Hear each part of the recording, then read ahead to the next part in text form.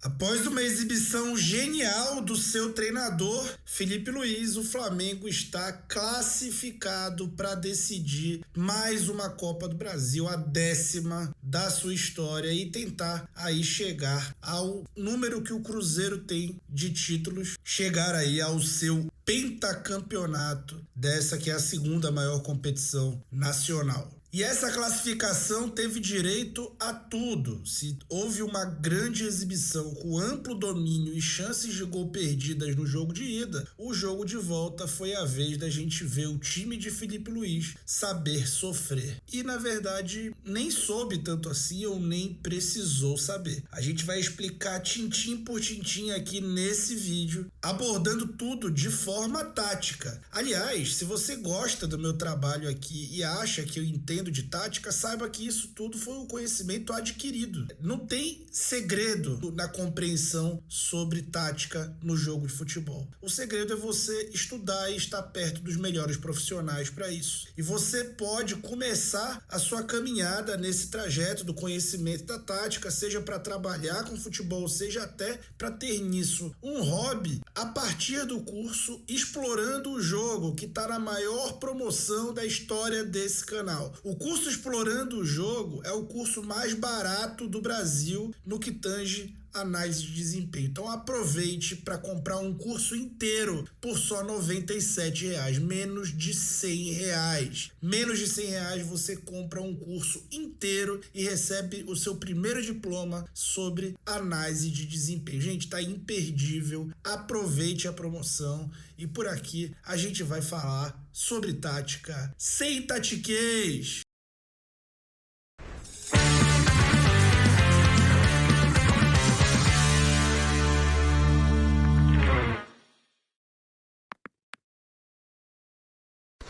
Tá feliz? Deixa o like aí, papai. Vamos lá. Vocês lembram que no jogo da ida o Ramon Dias foi dominado no primeiro tempo por fazer o losango e o Flamengo com o seu lado esquerdo ali com o Bruno Henrique conseguindo maltratar o Fagner e assim até conseguindo produzir a chance de gol do Gabriel e depois o gol feito pelo Alexandro? Pois é, o Ramon Dias levou isso para o jogo de volta, mudando o seu time que tem sido titular do Campeonato Brasileiro. E não poupou ninguém, ele mudou taticamente porque ele queria deixar de ter esse losango no meio para tentar não sofrer tanto com o Bruno Henrique pelo lado do campo. Mas aí ele mudou para um 4-2-3-1, inclusive mudando várias peças desse time titular. Então teve ali a entrada do Thales Magno pelo lado esquerdo, a saída do Carrilho do time e a entrada do Charles, que é mais um volante. É bom jogador o Charles, por sinal, que não tomou cartão, se eu não me engano. Bizarro, mas enfim. O Flamengo foi com um time que normalmente tem ido e o jogo começou com um contexto do Flamengo errando muito fundamento,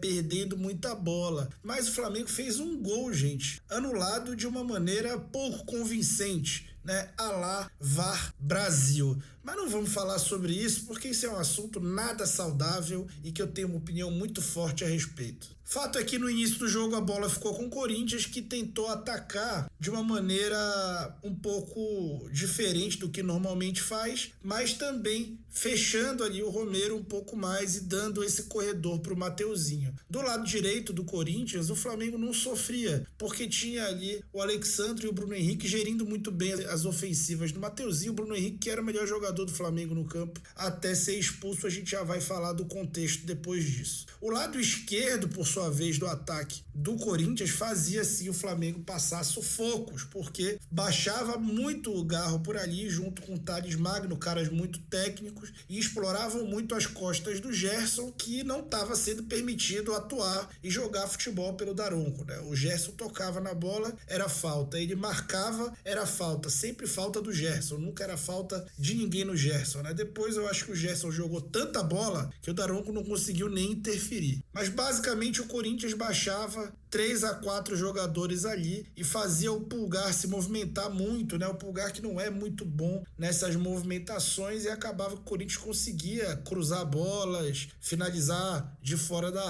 área a partir das jogadas pelo lado esquerdo do campo ali, fazendo triângulo ali entre esses jogadores, às vezes até chegando um quarto homem para apoiar. E assim o Corinthians progrediu muito mais pelo lado esquerdo na primeira etapa do que pelo lado direito, muito por conta dessa dinâmica. E aí, gente, aconteceu o lance fatídico desse jogo, que foi no momento que o Flamengo estava crescendo no jogo, já estava melhor do que o Corinthians no jogo, já conseguia pressionar a saída de bola, numa saída curta do Hugo Souza, né, que lançou mal essa bola para o Mateuzinho. O Bruno Henrique confiou demais que chegaria na bola, e aí o Mateuzinho vai ser o único jogador do Corinthians que vai ver o Galo na final da Copa do Brasil, porque de lá para cá esse Galo que ficou na cabeça dele não vai sair não. Realmente o clima hostil aconteceu, ele estava certo. Fato é que esse cara que tá com uma cara engraçada ali atrás do Mateuzinho, depois desse acontecimento, teve um toque de genialidade que ele confessou ter se preparado para isso, que isso já estava planejado e treinado de véspera, essa situação de um jogador a menos. Então o Felipe Luiz precisou tomar decisões após isso que aconteceu. O lado esquerdo do campo era justamente o lado que o Flamengo tinha facilidade, que estava bem, que não estava sofrendo. E aí o que ele fez? Tirou o Gabriel, que não estava bem de novo, e entrou com o Fabrício Bruno, fazendo ali 3 zagueiros. À frente deles existia uma linha de 3 jogadores, basicamente volantes, e o Arrascaeta. Assim, o Flamengo basicamente entregava a bola para o Corinthians de vez, e a partir do Corinthians tendo a bola, ele basicamente entregava também uma superioridade numérica pelo lado do campo, obrigando o Pulgar a ser esse peão, que ou teria que bascular para um dos lados para diminuir essa superioridade do adversário, ou bascular pelo outro, ou até entrar dentro da área no caso de iminente jogada de cruzamento. E aí o Pulgar se multiplicou em campo e realmente jogou muito bem. Ao Arrascaeta cabia ele ser o atacante desse 5-3-1 e também de eventuais momentos defensivos ser até um dos volantes desse próprio sistema. Só que essa estratégia ela não era só defensiva da parte do Felipe Luiz, ela foi uma estratégia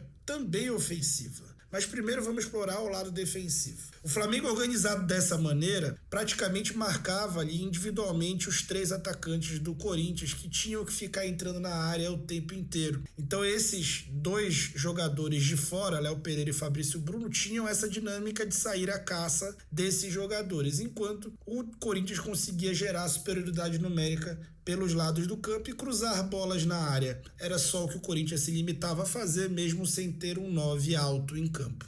O desafio que o Felipe deu foi para o Ramon Dias tentar construir algo, dando o lado do campo para ele, dando os cruzamentos para ele, e o Ramon Dias nada conseguiu construir. Naquele primeiro tempo ele até ganhou em território por conta disso. Então aqui a gente vê como sempre tinha um homem livre, especialmente do lado esquerdo do campo, sempre tinha um homem livre e essa bola caía na área do Flamengo o tempo inteiro, que estava gerindo aquilo muito bem. Ofensivamente, a estratégia do Flamengo passava por esses 2 alas. Cabia a eles a força de levar o time para frente. Quando você tem um jogador a menos, você precisa ter força na saída de bola, força na transição, para poder colocar o teu time numa fase ofensiva. E além disso, você precisa ter retenção de bola. E cabia a esses 4 jogadores de meio reterem a bola, e Pulgar, Gerson e Arrascaeta fizeram isso brilhantemente. Mas é verdade sim que houve perda territorial no primeiro tempo. E no segundo tempo, no intervalo, os 2 técnicos decidiram mexer. O Felipe Luiz tirou o Alexandro para colocar o Ayrton Lucas, enquanto o Ramon Dias voltou para o seu losango ao tirar o Gustavo Henrique, que é um zagueiro trocando por um outro. O Gustavo Henrique deveria ter sido expulso num lance quando o Bruno Henrique ainda não tinha sido expulso, o que torna ali uma segunda injustiça para o Flamengo, antes do placar ser condicionado pela expulsão. Mas ele tira ali o Martínez e coloca o Carille fazendo ali a lateral, a parte direita, né? O médio pela direita desse losango, estabelecendo de novo, de vez, essa dupla de ataque.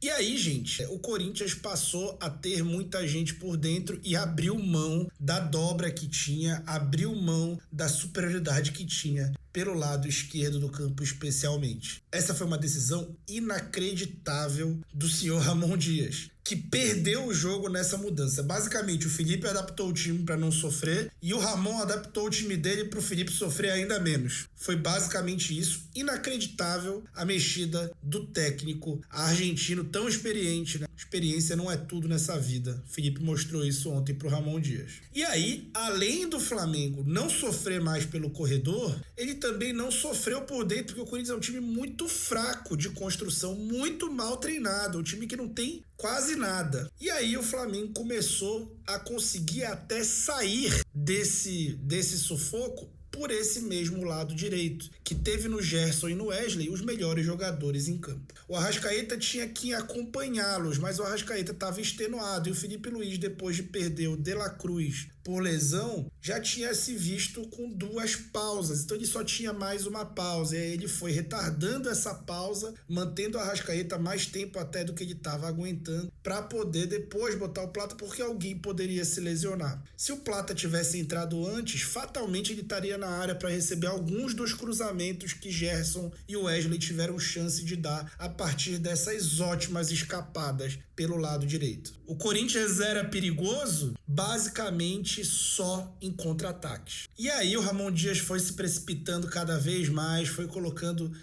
amontoando jogadores ali, trocando laterais e colocando ponta. E o Flamengo foi ficando cada vez mais soberano no jogo, especialmente depois da entrada do Alcaraz no lugar do De La Cruz, mal demais, e o Alcaraz entrando muito bem, e depois a entrada do Plata, que também entrou bem e ajudou o time a não sofrer sufoco.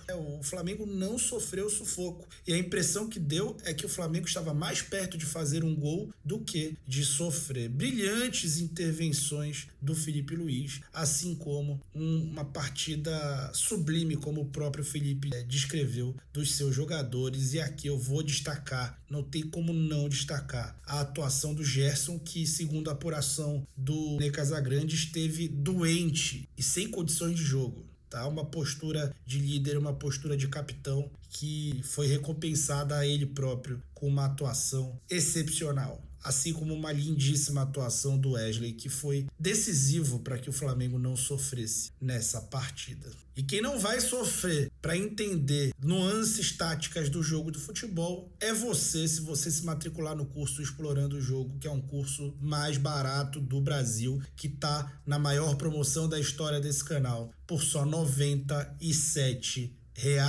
Você pode até parcelar essa parada de até 6 vezes. Então aproveita clicando no link na descrição do vídeo e no comentário fixado, tá bom? Muito obrigado e eu fui.